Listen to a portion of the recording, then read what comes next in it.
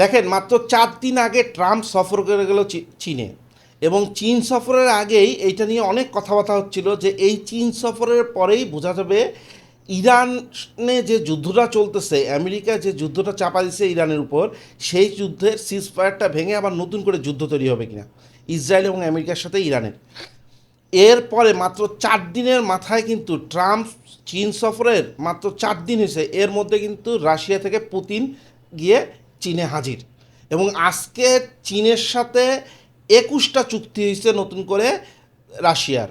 এই চুক্তিগুলো মূলত রাশিয়া এবং চীনের 2024 সালে যেসব চুক্তি হয়েছে সেই সব চুক্তিরই আরও ব্যাপকভাবে এক্সটেনশন করা, এবং এগুলোকে আরও বেশি গুরুত্বপূর্ণ হিসাবে দুই দেশের বিশ্বের কাছে তুলে ধরা।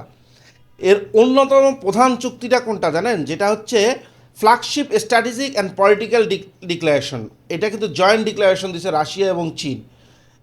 এর মধ্যে প্রথম চুক্তিটাই হচ্ছে joint declaration on a multipolar world order. মানে হচ্ছে আমরা জানি যে কোল্ড ওয়ার্ল্ড ওয়ারের পরে, শীতল যুদ্ধের পরে থেকে টানা 20 বছর বিশ্ব শাসন করছে মূলত আমেরিকা। আমেরিকা দেখা গেছে আমেরিকা যা বলে পুরো বিশ্ব সেভাবে চলতে বাধ্য হয়েছে। কিন্তু এই ইউনিপোলার ওয়ার্ল্ড এখন আর রাশিয়া এবং চীন মেনে নিতে রাজি না। ইনফ্যাক্ট অনেক দেশই রাজি না, তবে এর নেতৃত্ব দিতে চাচ্ছে রাশিয়া এবং চীন, যে এখন থেকে হবে মাল্টিপোলার ওয়ার্ল্ড, মানে একক কোনো দেশের উপর বিশ্বের সিদ্ধান্ত হবে না।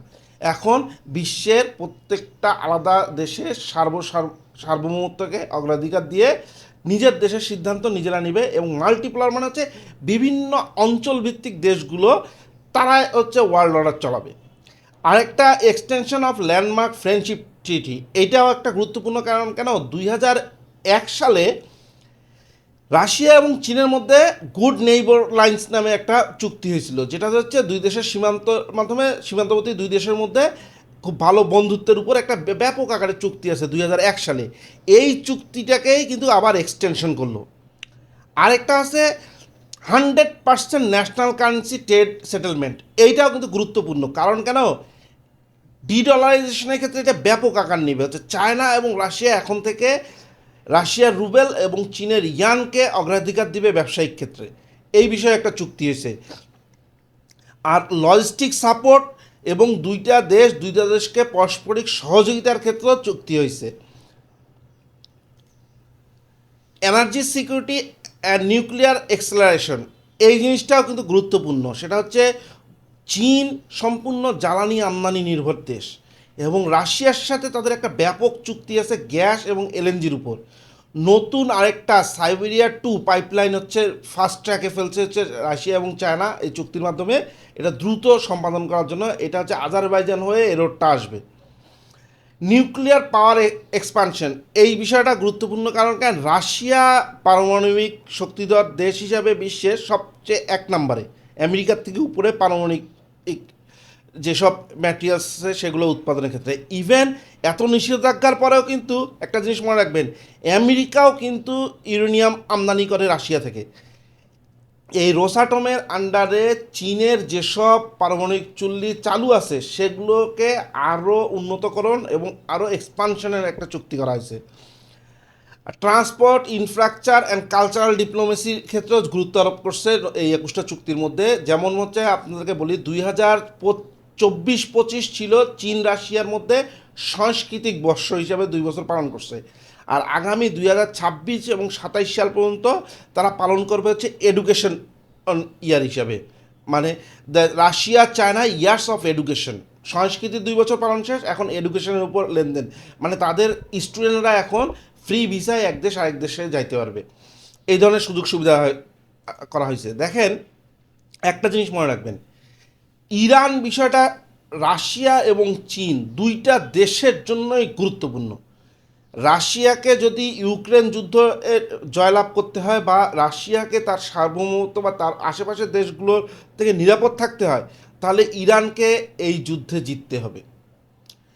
চীনকে যদি ভবিষ্যতে তাইওয়ান এবং ওই অঞ্চলের যে ছোটো ছোটো দ্বীপগুলো দখল করে রাখছে জাপান, কোরিয়া, এগুলো যদি আবার রিকভার করতে হয়, তাহলেও কিন্তু ইরানকে জিততে হবে। ইরানটা হচ্ছে রাশিয়া এবং চীনের জন্য একদম মনে করেন একটা লক্ষণ রেখা।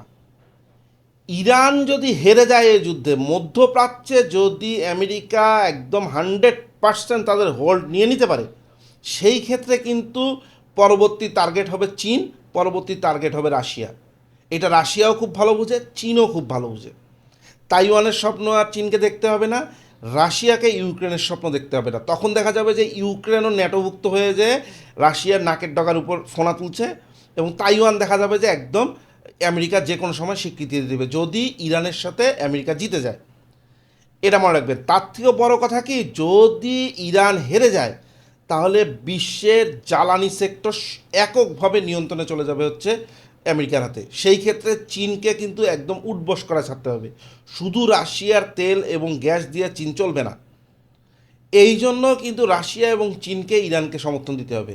আরেকটা বড় বিষয় বলে দেই, একটা মিরাকল ঘটছে, সেটা হচ্ছে আমেরিকার কংগ্রেসে আজকে একটা বিল পাস হয়েছে, সেটা হচ্ছে ডেমোক্রেটদের যে ট্রাম্পের বা প্রেসিডেন্টের যুদ্ধ ক্ষমতাকে কমায় নিয়ে আসার জন্য, কথায় কথায় কারোর সাথে যুদ্ধ যাতে করতে না পারে। এই প্রথম 50 এবং 47 ভোটের মধ্যে ডেমোক্রেট জিতলো, এবং ট্রাম্পের 4জন কংগ্রেসম্যান কিন্তু নিজের অবস্থান পরিবর্তন করে ডেমোক্রেটদের পক্ষে ভোট দিছে। এখন এই বিলটা কিন্তু সিনেটে যাবে, সিনেটে পাশ হলে কিন্তু ট্রাম্পের যুদ্ধ ক্ষমতা অনেক কমে আসবে। এটা ভিন্ন বিষয়, কিন্তু ইরানটাই মূল ফোকাস বর্তমানে। রাশিয়াতে যে রাশিয়ার যে পুতিন চীনে সফর করলো, এইটার মূল ফোকাস কিন্তু হচ্ছে ইরান। আরেকটা এর সাথে সম্পর্কযুক্ত একটা নিউজ বলি, সেটা হচ্ছে 19 তারিখ থেকে 21 তারিখ পর্যন্ত কিন্তু রাশিয়া ব্যাপক আকারে তাদের পারমাণবিক মহড়া শুরু করছে। পারমাণবিক মহড়া মানে মূলত পারমাণবিক বোম ব্লাস্ট না, পারমাণবিক মহড়া মূলত যেসব মিসাইল বা যেসব এয়ারক্রাফট ক্যারিয়ার এইসব পারমাণবিক বোমা বহন করে, এবং যেসব সাবমেরিন এইসব পারমাণবিক বোমা বহন করে, সেগুলোর মূলত মিসাইল লঞ্চার, পারমাণবিক মিসাইল লঞ্চারের একটা মহড়া 3 দিনের ব্যাপক আকারে শুরু করছে। এটা কিন্তু সরাসরি একটা থ্রেট আমেরিকাকে, এবং এইটাও মেসেজ দিচ্ছে যে ইরানের যে আমেরিকা এবং ইসরায়েল যুদ্ধ যে নতুন করে শুরু করে, সেই ক্ষেত্রে যে কোনো সময় রাশিয়া এবং চীন হয়তো ইরানকে এই ধরনের কোনো সক্ষমতা বা টেকনোলজি দিয়ে দিতে পারে।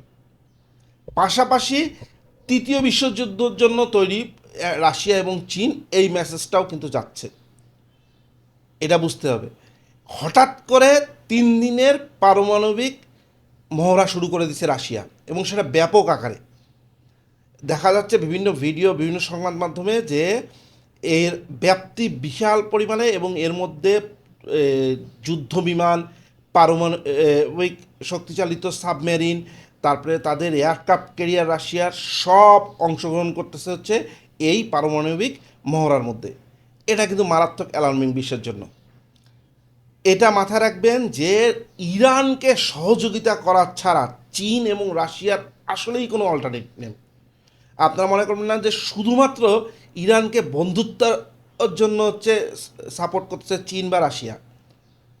এটা চীনেরও স্বার্থ আছে, এটা রাশিয়ারও স্বার্থ আছে, এবং এটা কিন্তু অনেকে বলে যে ইরানের তেলের কারণে চীন সাপোর্ট করতেছে, ভুলেও না।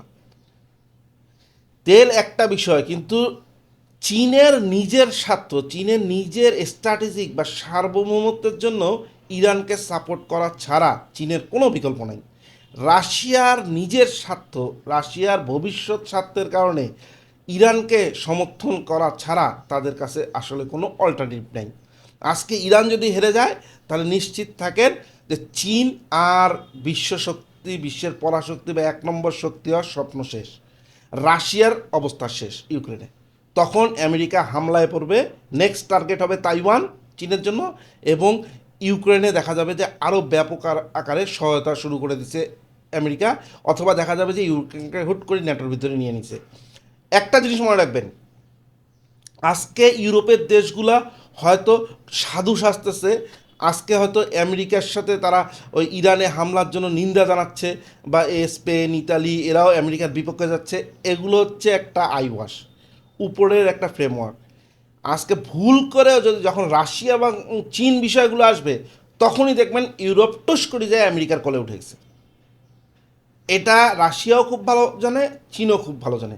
অতএব আগামীতে যে ইরানে আবার যুদ্ধের একটা অবস্থা তৈরি হয়েছে এই সিজফায়ার ভঙ্গ করে, সেটার একটা কিন্তু বড় লক্ষণ হচ্ছে এই পুতিন এবং শি জিনপিংয়ের এই বৈঠক। এটা কিন্তু পূর্ব নির্ধারিত কোনো বৈঠক ছিল না। চুক্তিগুলো যেগুলো করা হয়েছে এগুলো যদি ব্যাপক আকারে পড়েন, তাহলে এই চুক্তিগুলো মূলত 2024 সালেও হয়েছে। এগুলোকে আরেকটু নার্সিং করে আরেকটু করে চুক্তিগুলোকে এক্সটেনশন করা হয়েছে। কিন্তু মূল উদ্দেশ্য হচ্ছে আমেরিকাকে মেসেজ দেওয়া যে ইরান বিষয়ে কিন্তু রাশিয়া এবং চীন একসাথে, এবং ইরানকে রাশিয়া এবং চীন সহায়তা অব্যাহত রাখবে। এটাই মূল মেসেজ।